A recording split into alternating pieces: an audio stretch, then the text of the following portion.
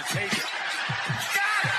Boston wins! Two legends in basketball analysis with over 70 years combined experience. The Bob Ryan and Jeff Goodman podcast is brought to you by Prize Picks and the Game Time. Okay, it is the first edition of 2025 for the Bob Ryan, Jeff Goodman, Tanguay Along for the Ride podcast, brought to you by Prize Picks, the exclusive daily fantasy partner of CLNS Media Network. Pick more, pick less with Prize Picks. Guys, Happy New Year. Jeff, Happy New Year. Happy New Year, Gary. Happy New Year, Bob. The same to you, sir. All ready to rock and roll here. So we have to start off, though. The Celtics, Bob and I talked about it quite a bit last time, Jeff. But the Celtics, boy, are really laying an egg. I'm going to have to talk you down to the off the ledge again. We did this last year. No. Last year. But here's the point. I'm going to throw a nugget at you, so I understand what you're saying. Okay. They are underperforming, obviously. Yeah. Look, it's something to talk about. Why are they underperforming? They're going to be there at the end. But Bob and I talked about it. There was a great piece on NBA.com about the types of threes they're taking. And the stats pointed out that all the threes were off the dribble, to paraphrase, and they weren't off the catch. And that's basically the problem. Yep. No, listen, obviously, if you get your feet set, the percentages say that you're going to make more of those. And these aren't, I mean, that's the other thing, guys. If you look at this Celtics team, okay, especially with Porzingis out right now, how many of these guys would you say are like dead-eye shooters? Right? Sam Hauser and Peyton Pritchard would probably be the two guys you would say are the best two shooters on this team. Jason Tatum has never been a dead-eye. Jaylen Brown certainly has never been. In fact, I thought he was a subpar shooter who has worked to become a above-average three-point shooter. Al Horford never shot threes early on in his career. Obviously, he's transformed his game a little bit. And Drew Holiday and Derek White are good shooters.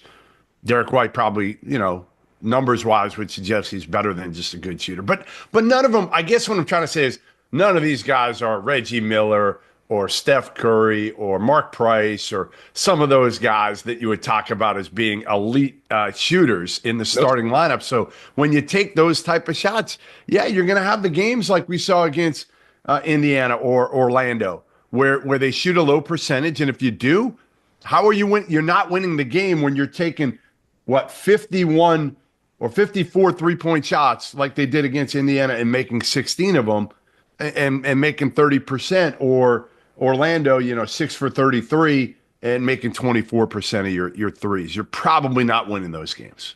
Right. But part B is, for me, is that if you're having a night like that, you better D up. Yeah. And that's where they have been really deficient, I think, compared to what they way below the standard they have established. And so the defensive consistency or need is not always there either. So you combine the two, you get an L. There's no question, because so particularly when you don't have any Porzingis to throw the ball into every now and then. So, I'm concerned, as Jeff, is more about the defense application than I am about the offense. I think it's the mindset, Gary. I think it's more the mindset than anything else, right? Like, think about all the crap they took going into last season, right?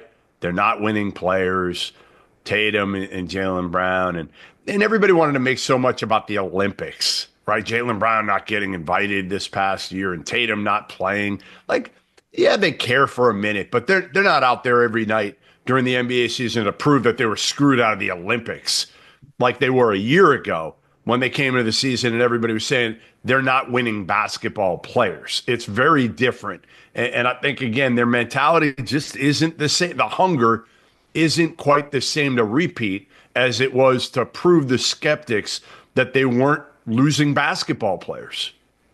Bob, I'm going to ask you a question here, and I'm going to say it first so I can take the hit on being called an old bastard. But as an observer, and I'm not talking about just the Celtics, I'm talking about the entire NBA, there doesn't seem to be the discomfort to constantly prove oneself that we saw in the 80s and 90s. It seems to me now, if you win a championship, oh, you're good. where with the Lakers, whether it was Magic or Larry or Kareem, or I'm not just going to go pro Celtic, or with Jordan and the Bulls, there was a constant need to prove yourself every year. And I don't see it in today's NBA. Well, I have to admit, I haven't thought about it in those terms, so I have to start thinking about it right away now. You know, we've had we haven't had a repeat for a while, I mean, Golden State's kind of it, right? yeah, you know, since we're getting into how many 6 years now in a row, whatever it is that we new champ with, which if you're running the league, that's a good deal. I think, you know, you like that, and certainly we got new possibility contenders this year, starting with OKC. So to win it all, you know, that's interesting. I don't know. Hey, think about it. You know, I mean, I just think like for my Celtic team this year, I will be vastly disappointed. Not necessarily, Bob, if they don't repeat, but if they don't go down scratching and clawing to the end. Haven't they had, at least it seems to me that over the years, these guys have paid at least lip service to the idea that they want to be included, that they know that in order to be included as a great Celtic team, as opposed to, you know, a great Clipper team, that they got to win more than one. And I thought they were pretty acutely aware of that, or interested in that. You know, I'm not going to hang out on them yet. I think these guys, they're aware of that, and they would like to be in that club. So yeah, that's all I can say. I'm not sure I'm buying it necessarily, but I haven't really given it a lot of deep thought either. Jeff, you got anything on that? Yeah, I mean, I don't know. I mean, I just think this is a team that thinks they can flip it a little bit here, and they haven't been whole. You know, Porzingis is, I mean, seemingly he's always hurt. I mean, he's always hurt, and you know, again, they won without him last year. I'm not sure they can win without him again this year in the postseason. I wouldn't want to find out. Let's put it that way. Not with the increased. No way with the increased competition. I mean, I'm very bullish on that. I'm taking, obviously I'm taking the Cavaliers seriously. I'm taking the Knicks. We're going to get to it again seriously, and in the East. So absolutely, just before they even get to worrying about who they're going to play in the finals. So no, it's not. It's different. It's very different. And at the time of this recording tonight, they're at Minnesota, then they're at Houston, then they're at OKC, then they're at Denver. So that is a huge test right there on the road for the Celtics. And in case people haven't been paying attention, Houston has now become something of a threat. And I want to talk about that. Well, Bob mentioned, and I know you want to get to the Knicks, Bob, but I had that on my list. Since you brought up Houston, Bob, I'll start with you. When they say, are they for real? I need to preface it. I don't expect them to win the title, but they're in the third place in the West. Are they for real in that they will remain a top 4 Western Conference team the rest of the season? Well, that's going to be, I'm not positive, but I think it's very, very possible. I think that we know that they're young and athletic, and we know they're well coached, and I think they're gaining confidence, you know, every day, you know. So I think that they will very possibly. But the least you can say, they're going to be heading into the tough out category, you know, of playoffs, which we have in all sports. It's one of our favorite pastimes when playoffs arise in any sport, is to go they're going to be a tough out. You don't think they're going to win, but you know they're going to be trouble. And I think that Houston is heading toward the tough out category. Yeah, I mean, you look at it and you say, all right, just if they can host a playoff game, first round playoff game, that would be an incredible accomplishment for this team. I don't know if they're going to go anywhere in the playoffs, but you know, obviously OKC separated themselves. Memphis is different now that Ja's back and has his issues behind him. And yeah, I think Denver will end up catching Houston at the end of the day. But you know, Luka's out for another few weeks for Dallas. The Clippers I don't think the Clippers or the Lakers or Golden State are going to catch him. You know, the two teams that you say, like, can they make up ground are Minnesota, but Minnesota doesn't look like the same team they were before the trade, and I'm still baffled they made that trade when they did. And Phoenix. Phoenix is the one that you're still waiting. right? You're waiting to see if they can put it all together, get healthy, with Booker, KD, and Brad Beal together.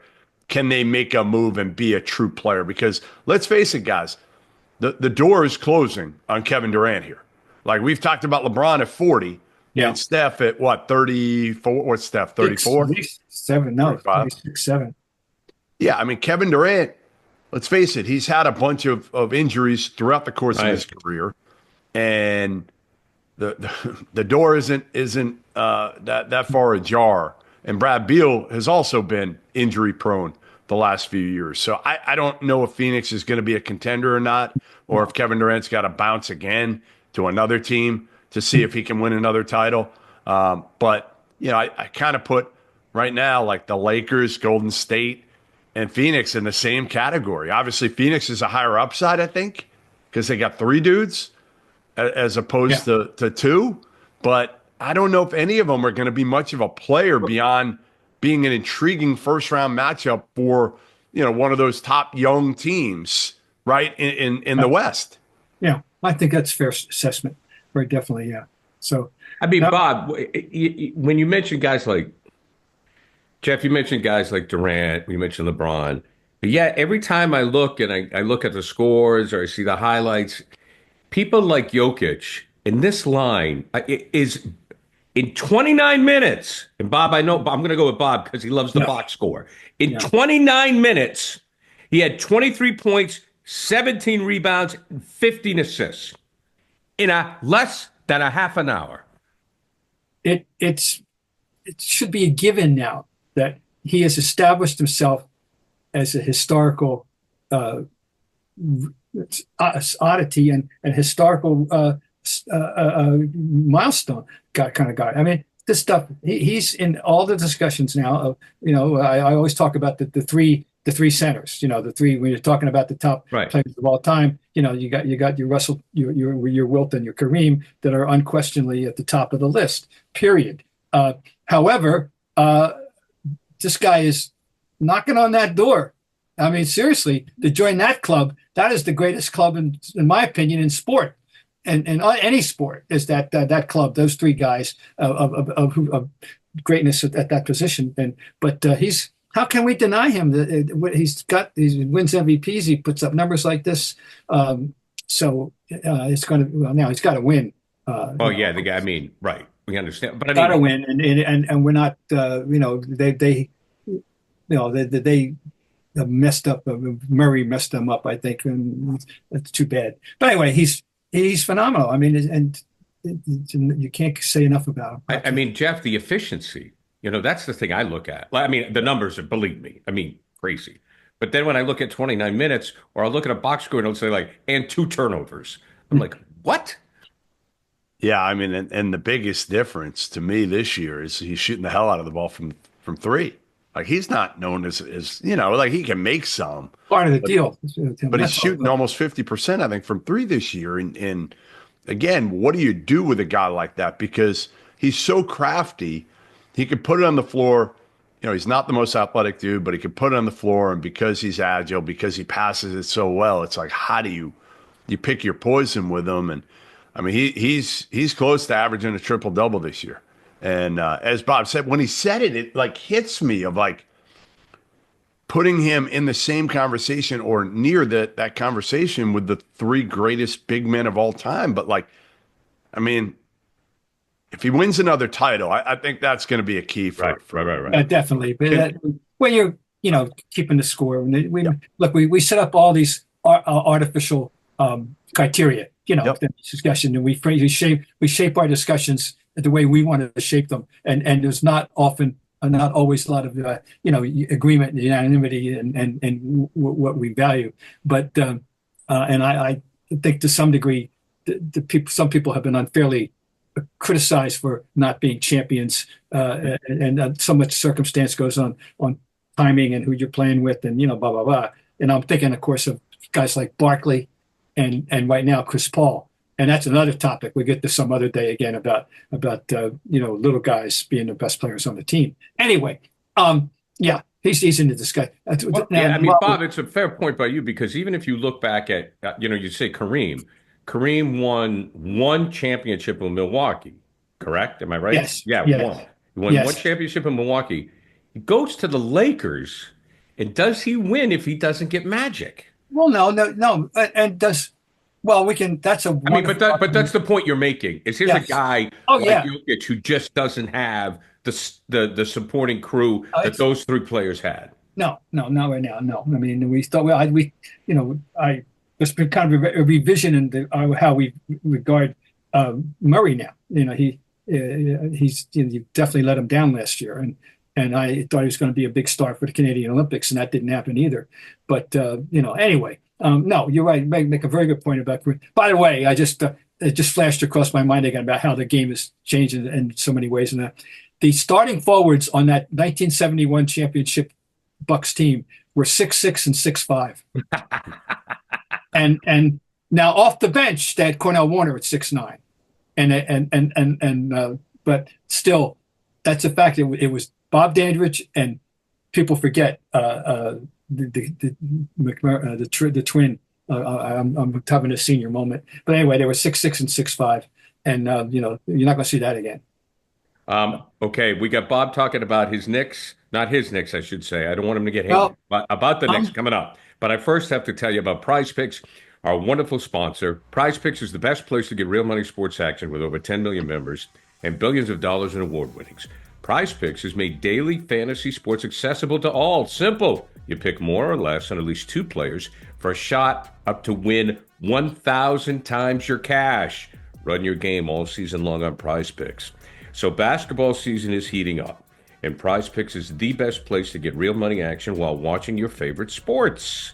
As I said, you can win up 1,000 times your money on Prize Picks. Plus, now they also offer MasterCard for quick and easy deposits in your account this sports season. Prize Picks also offers weekly promotions that can lead to big payouts like Taco Tuesday. Who doesn't like Taco Tuesday? Each Tuesday, Prize Picks discounts select player projections up to 25% to provide even more value for your lineups. Prize Picks is the best way to win real money this basketball season.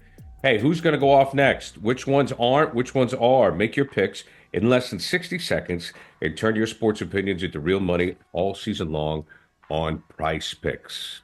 You can always look for Tatum to bust 30 and Anthony Edwards for 25, Celtics and Minnesota coming up. So that'll be an interesting game to watch and to make your bets and make your picks with Prize Picks. So download the app today and use code CLNS to get $50 instantly after you play your first $5 lineup. Download your app today and use code CLNS to get $50 instantly after you play your first $5 lineup. Prize Picks. Run your game. Okay, Bob and the Knicks. The Knicks got off to a horrible start, but boy, they have been on fire as of late, Bob. Yeah, they got off to a bad start. They weren't defending, and there was a question. Mikal Bridges was not performing the way they had hoped. Well, that's all history now. The Knicks have now won 9 straight. And once again, I love last night's box score with these guys because of Thibodeau. They won last night, and in so doing, we had minutes played. Let's see, we got there. Four heavy minutes played for the starters. Bridges played 44 minutes. Anunoby played 41. Hart played 45 last night, and this is how they're winning, though. And can that keep up? Well, we'll see. I think you would like to think that it won't. By the way, they won last night without Jalen Brunson in the aftermath of his 55-point game, and without McBride. And here's the great. I don't know if you're aware of this little story. Tyler Kolek, first-round draft pick out of Marquette. He spent the afternoon playing for the Westchester Knicks, and he had 36 points and 11 assists in an overtime victory. And then he wound up playing 12 minutes for the real Knicks. That's awesome. Because they needed the body. But how about that? Not many people can make that statement in their history and their basketball history. So good for him. Now, Jeff, I want to hear from you on this because I expounded the other day about how I am definitely taking them seriously. Well, how about you? How you see them? Yeah, I mean, listen, obviously, you said when they made the trades in the offseason that you felt like they were close. Like they could be the second best team in the East, in my opinion. Love their starting lineup. Love what Towns did for them, giving them a big who can, now again, is Karl Anthony Towns the toughest kid mentally when things go bad in New York?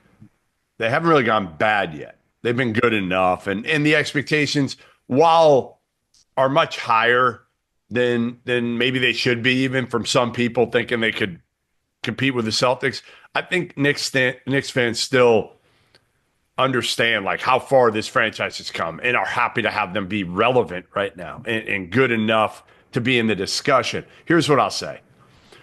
Ready? Out of this 9-game winning streak, okay, 2 have come against Orlando without their dudes. 2 have come against the Wizards, who absolutely suck. 1 has come against San Antonio. Let's face it, the Spurs are nowhere near where they're going to be in a few years. Utah, not very good. Toronto stinks. New Orleans stinks. So I come to 1 victory out of these 9 that came in Minnesota that I would say, like, all right, you know what? You beat a good team that might be relevant that come postseason. I'm not even sure. Again, the Timberwolves are what, like 8th right now in the West? So, like, a lot of it is schedule, and they've got 2 games coming up against Oklahoma City that I really want to see how they fare. But, yeah, listen, the Knicks, I guess, are who we thought they were. I would say that.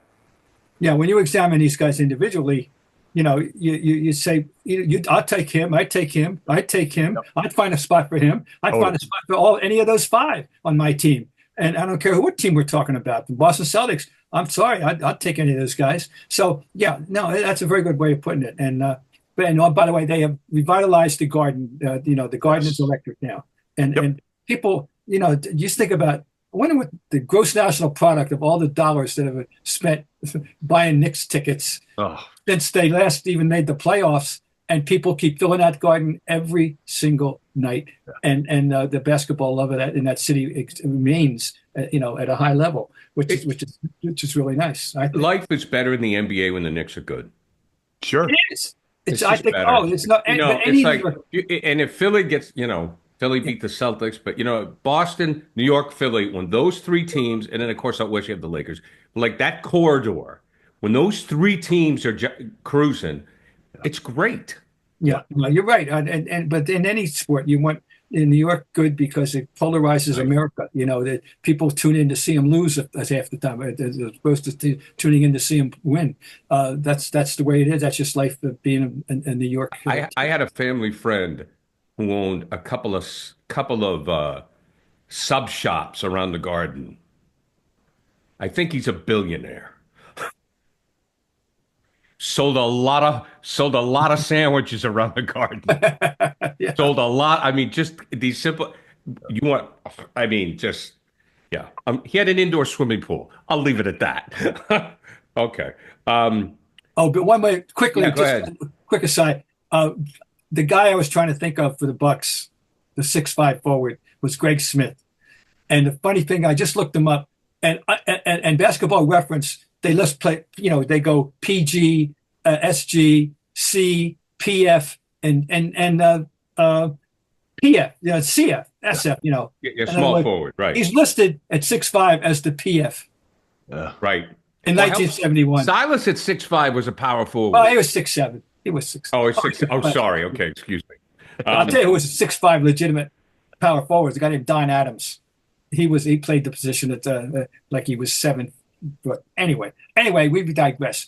Okay, so this is interesting. Bob, you want to talk about it? I'm going to start with Jeff, though. Bob brought it up, the Leonard Hamilton thing. Yeah. So he's being sued by 6 players at FSU, saying that they're owed $250,000 in NIL money. How does the coach impact that?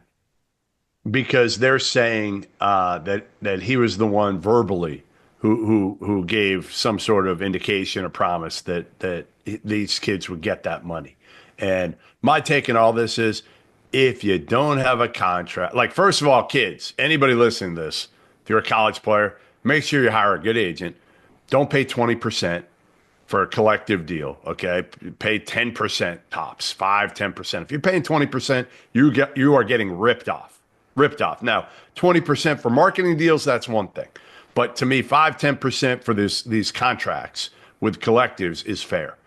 A lot of these agents right now are low-level agents that have been elevated because of college players making big money right now. So they're taking advantage of these kids. They don't know what they're doing.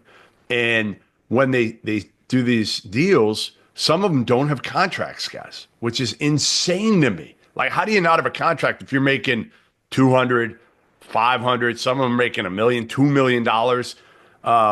So these Florida State kids did not have contracts. So to me, again, it's going to be interesting to see what transpires here. But in my opinion, listen, if you don't have a contract, I get Leonard Hamilton or the collective or somebody might have promised you a certain amount of money. Like, get a damn contract. Yeah, Bob, it's so odd for me to be talking about college basketball in these terms. Well, it's quite odd for all of us. The thing has changed irrevocably forever. Okay, and it's a discussion that would have been utterly unimaginable. What, 10 years ago, even 5 years ago, probably. Yes. But it's inevitable that this would happen. That's my view. My interest in this story is that this is a milestone. I don't know if this is the first. Jeff, are you aware of any other circumstances specifically like this where a representative? It'll happen. I've heard a couple of years ago I've heard plenty of players that say they didn't get paid their money. They haven't gone forward and actually sued. A couple of years ago, kid at Illinois that said he didn't get all of his money. I heard Virginia Tech players last year didn't get paid. So I've heard this over and over with plenty of different places. It hadn't got to the lawsuit stage. And again, the commonality with a lot of them is like, do you have a contract? No, I don't. Well, then you know what? You got to hire a better agent and get a contract because you're talking about big money now. You're talking about legitimate big money, and there's no reason there shouldn't be to protect both sides, to be honest. Right. And Leonard Hamilton, this might be it for Leonard. And it's funny, I remember talking to Leonard when NIL first came in a few years ago. I remember talking to him at the ACC Media Day about this. And Leonard was a staunch, I don't want to say opposer of this, but his deal was always like, listen, these kids, there's value in education. And I haven't talked to him about it lately, but his whole take was like, especially inner city kids, they need to understand the value of education. And I think we've lost that to some degree right now because all these kids just feel like, hey, there's an entitlement now with this money that comes in and not understanding like the value of education and the fact that, yeah, a lot of these kids, they might make 500 grand now. That might be the most money they ever make in their entire lives. They might not be playing basketball by the time they're 30. What are you going to do the rest of your lives if you don't have a college education? They've been bouncing around, transferring 4 times, losing credits, maybe not getting their degree because they're trying to make as much money as they can now. And I understand it, but there are some drawbacks of the current system that need to be rectified. Some. I'll tell you, the academic thing is never discussed. It's the third rail thing where they even talk about it. I kiddingly say, when's the last time you ever heard of someone being quote unquote academically ineligible? Right. That's a phrase you haven't heard in years. I wonder if some of these kids even know where the classroom buildings are as they go on their little Marco Polo trek across America, going to 3 schools in 4 years, or And it's all online classes too, Bob. How can they? Oh, I guess. There's a ton of online classes in addition. The academic system has changed.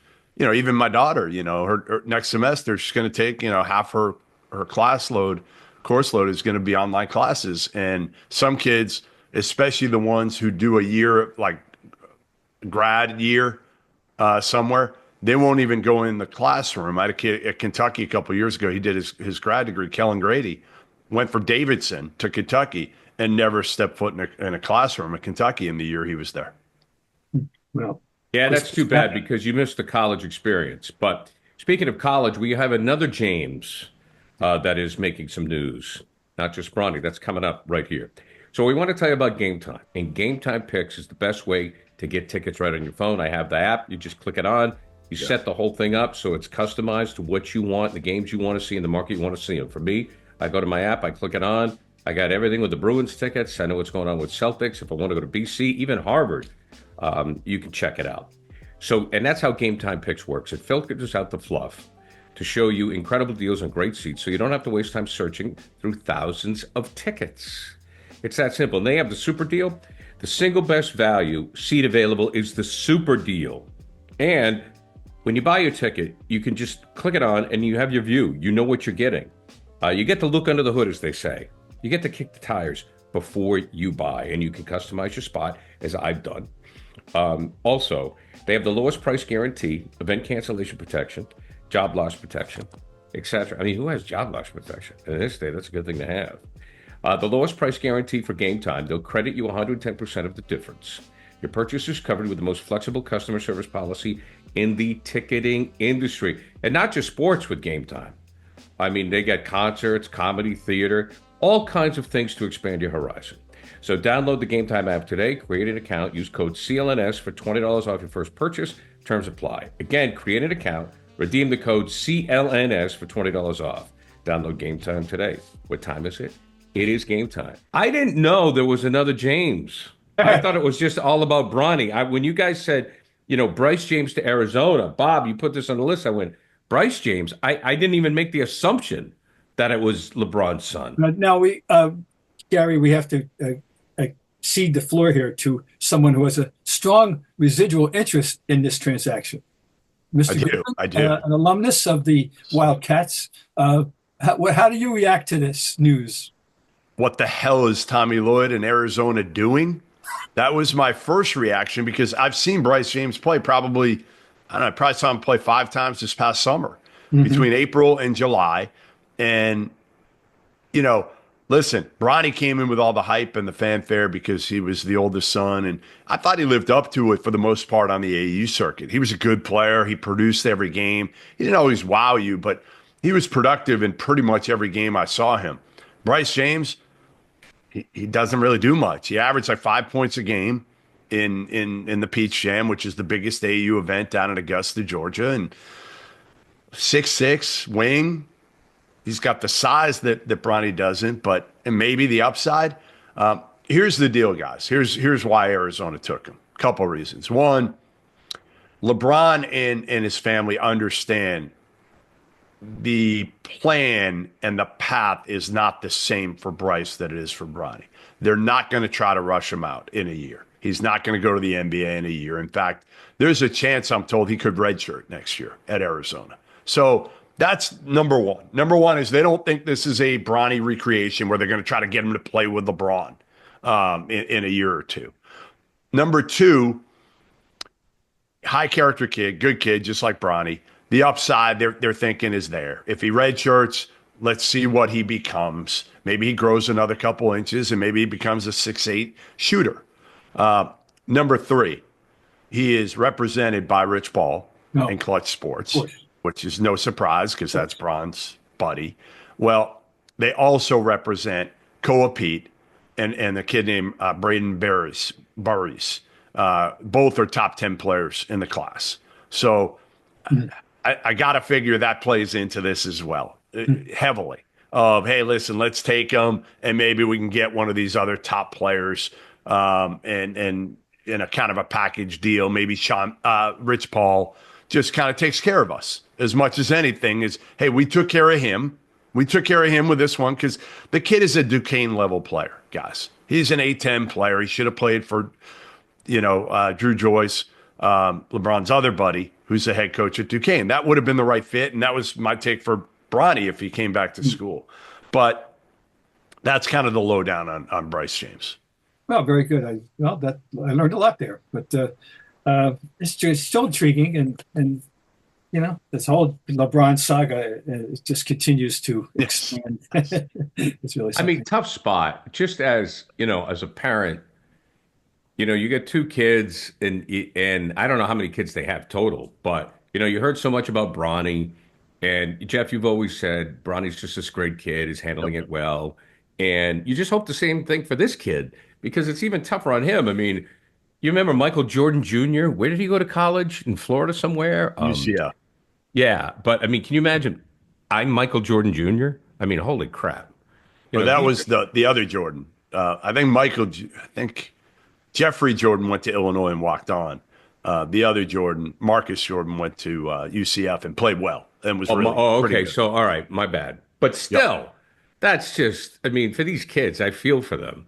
I Yeah. mean, listen, they're not looking for their next meal and they never have to work a day in their life, Right. but the pressure is insurmountable. Yeah, I just would have, if I was LeBron, I would have went the other route. I would have put him at a Big West school like UC Irvine Yeah. and said, let him play and earn it. And if he averages 15 a game, then you have a decision to make, right? Like, does he transfer to an Arizona? And then he's already ready. But listen, if this is the path and he redshirts and he gets better and he plays at Arizona and he's a good, solid player for 4 years, all the best to him. Again, all the best.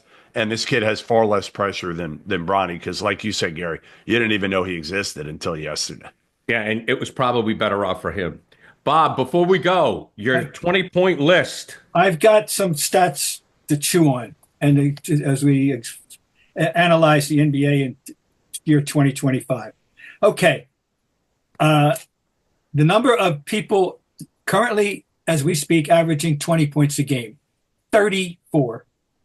The number of people averaging of that group 25 points a game, 10. And of course, the number of people averaging 30, there are three, namely Antetokounmpo, SGA, and Jokic. Now, there's a few other things. Free throw shooting is remarkable. There are 11 people currently shooting over 90%. When I was in my formative NBA coverage years of the 70s, there might be one, Right. two at the most. You win. You didn't need to shoot 90% necessarily to win the free throw. So that speaks to something. I'm not sure exactly what. So we got that. But here's another little subplot here. Field goal percentage. Okay. The leader is Gafford of Dallas with 71.719. As you might suspect, 8 of the top 10 are not really shooters. Right. All right. They're dunkers. Yep. They're tipping and, and we're talking about Gafford, Kessler, Allen, Bitadze, Rudy Gobert, who was not taking a three all year. I checked it out. And okay, and won't be. Zubac, Jackson Davis. But the two guys in the league in the top 10 field goal percentage, Antetokounmpo at 61, and my favorite player, Domantas Sabonis. Yeah. Don't forget him, folks. 595. Furthermore, but here's one that I just learned about 20 seconds ago. There were of the 30 leading three-point percentage people. The leader, by the way, is Okoro in Cleveland. Jokic is second in the league. Wow. You were making allusion to that earlier, Jeff. Yep. He was second. He's shooting 4.89 from the three. That's crazy. And that's prior to last night. I don't know. Let's see what he did last night. All right. So with this, but here's one for you. Who do you think of the top 30 attempts has top 30 guys free throw field goal percentage, and the number 30 is at 42.4. Who do you think has taken the most shots, the most threes in the top 30? There's a reason I ask, and you should figure it out. Go ahead, Pritchard. Yes, Pritchard coming off the bench as he does, he has taken the most 3-point shots of the top 30 3-point shooters, which I assume means he's number one in the league. He noses out. No, he didn't even nose out. It's not even close. He's taken 287 attempts, made 122. That's 42.5. Cam Johnson is second with 224, and Garland is third with 220. Peyton Pritchard. That says it all about Peyton Pritchard, doesn't it? Or said a lot of it. Doesn't say it all. That's why I love him. A lot. So much more than that. Well, we'll get into that someday. That's fine.